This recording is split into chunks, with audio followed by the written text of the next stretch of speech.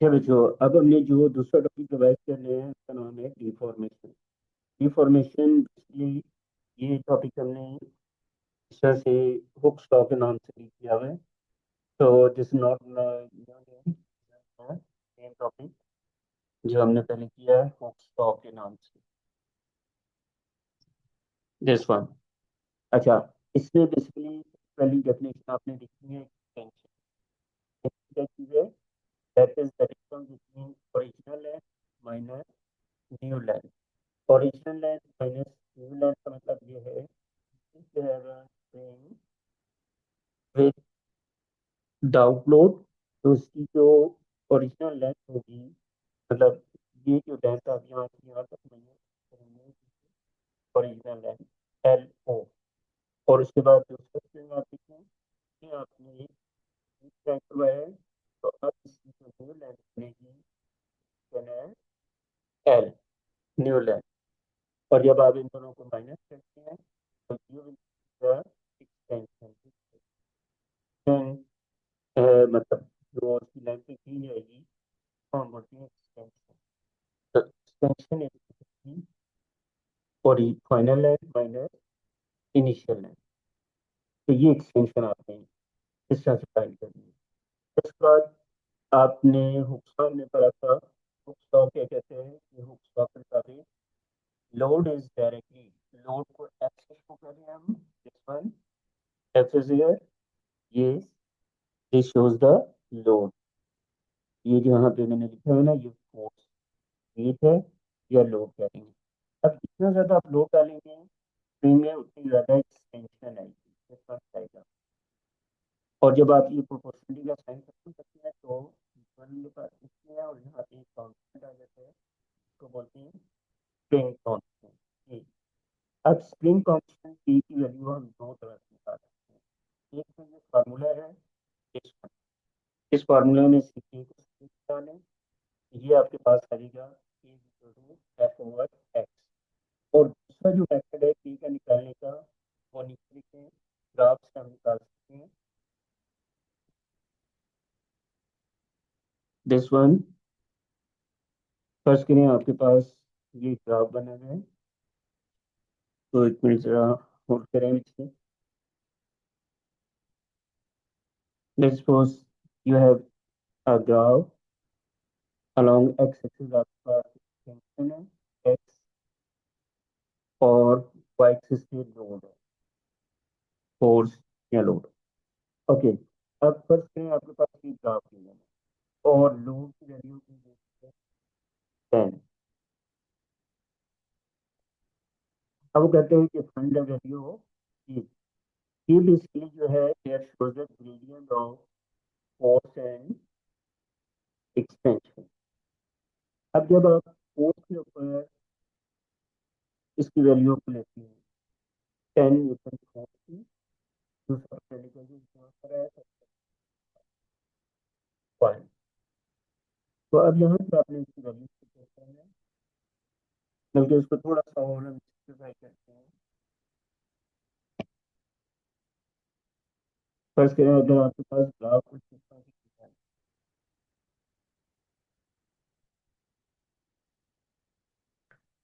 ये आपके पास Y axis पे हमने लोड लिए और एक्स एक्सिस पे टेंशन है। और ये कोई ग्राफ बना होता है तो थोड़ा सा और एक वैल्यू दीजिए आपको 5 सेंटीमीटर, और वो आपसे पूछता है कि तो आप एक वैल्यू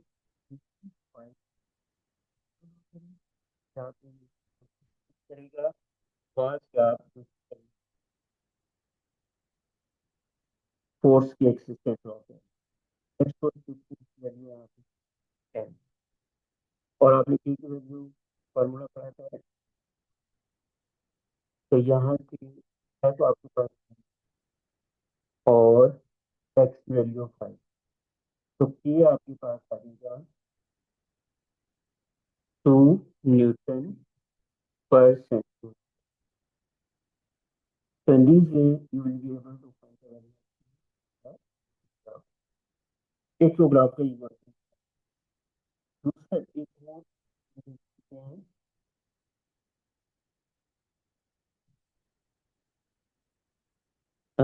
एक दूसरा हम इसको अच्छे से देख सकते हैं कि इसमें ग्राफ को ग्राफ की वैल्यू जो है वो स्ट्रेट लाइन ग्राफ आ रहा है। तो स्ट्रेट लाइन ग्राफ आने का मतलब होगा कि उसका एप्लीकेबल है, मतलब वो पुराने जो हमने पढ़ा था ना ऐसे वो एप्लीकेबल है और वो साथ लाइन हो रहा है, बट उसका will be applicable not certain के मीन है इलास्टिक, तब कि आप मीन को जब आप उसकी उसमें एक्सटेंशन करते हैं या नो डालते हैं तो वो आती है एक खास लिमिट तक, स्ट्रेट लाइन होगा, उसके बाद ग्राफ जो है वो स्ट्रेट लाइन नहीं और टर्न हो जाएगा, लेकिन आपको नहीं पता है कि पता आपने अब एक्सटेंशन लिखेंगे, अगर एक्सटेंशन लिखी तो ये सब जो नीचे की तरफ स्टार्ट करेगा, डाउनवर्ड मूव करेगा, तो एक्सटेंशन की पोजीशन का ख्याल रखें। हाँ, हम बात करते हैं इलास्टिक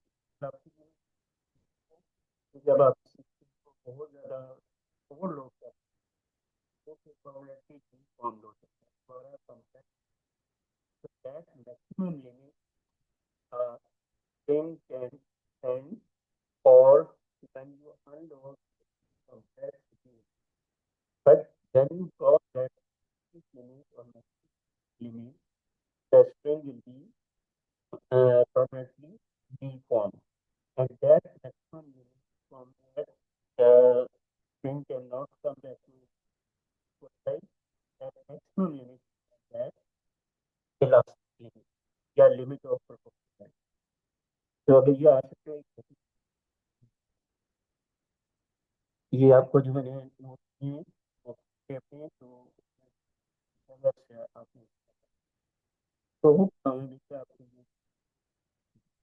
अब हम हुक टॉपिक ताकि आपको ये फर्दर क्लियर हो जाए कौन।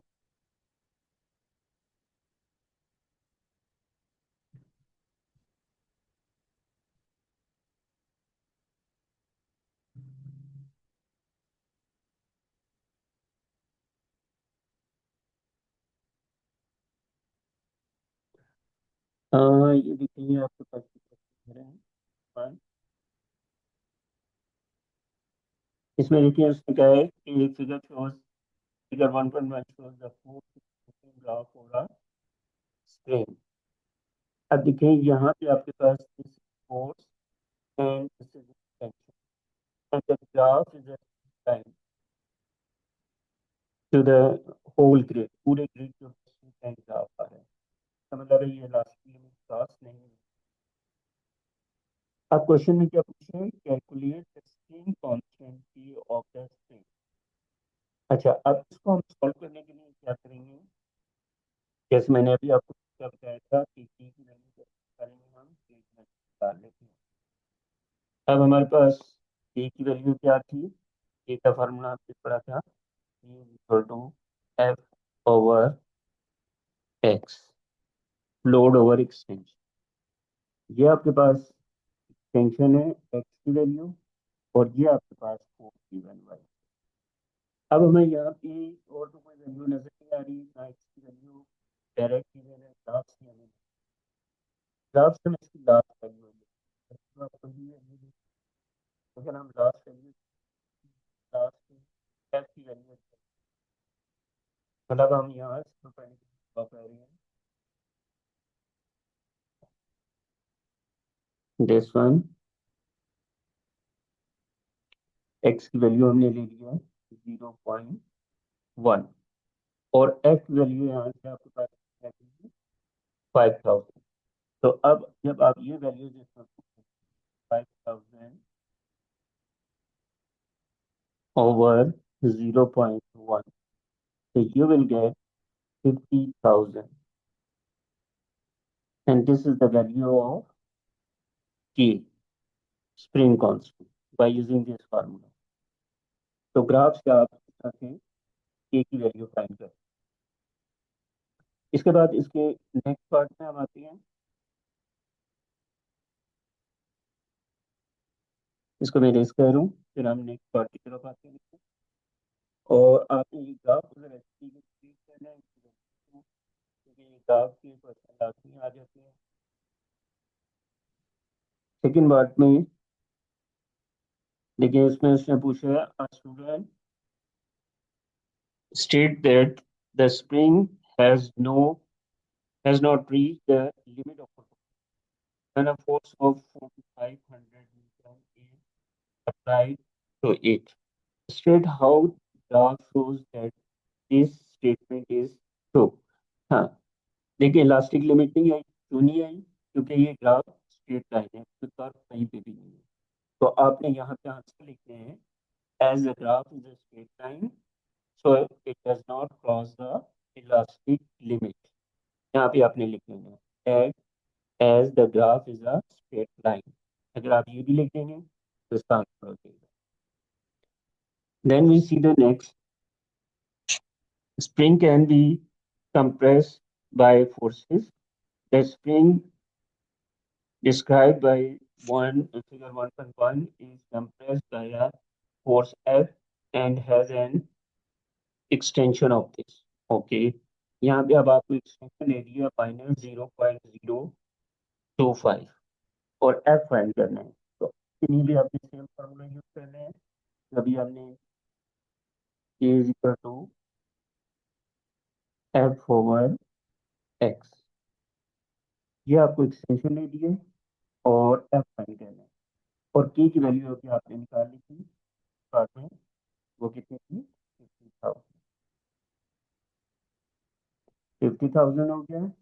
F फाइंड करना है और X वैल्यू है 0.025।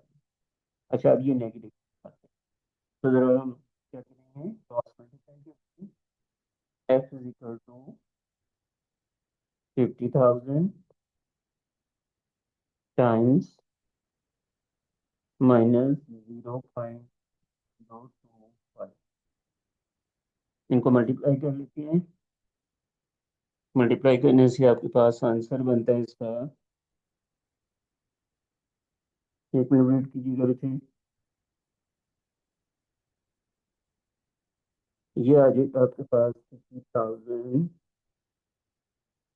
Times 0.025, this is 1250।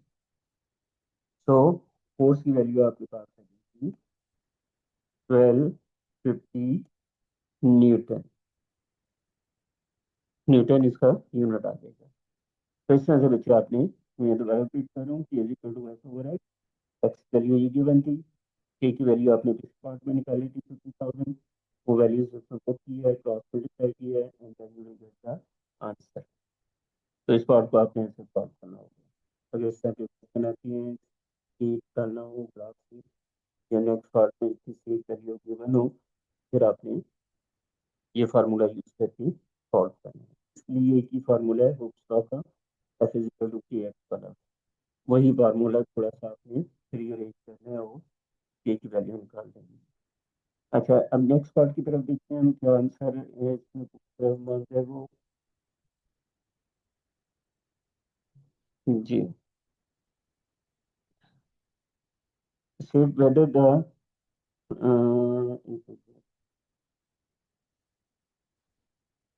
state whether force is a scalar quantity or a vector quantity. Explain your answer. You know about force is a vector quantity because force has, यहाँ पे अब आपने ये लिखना है, force is a vector quantity because it has magnitude as well as direction. तो यहाँ पे ये क्वेश्चन कंप्लीट हो गया। अभी हम इसका नेक्स्ट और देखते हैं, एक पार्ट और करते हैं इसका।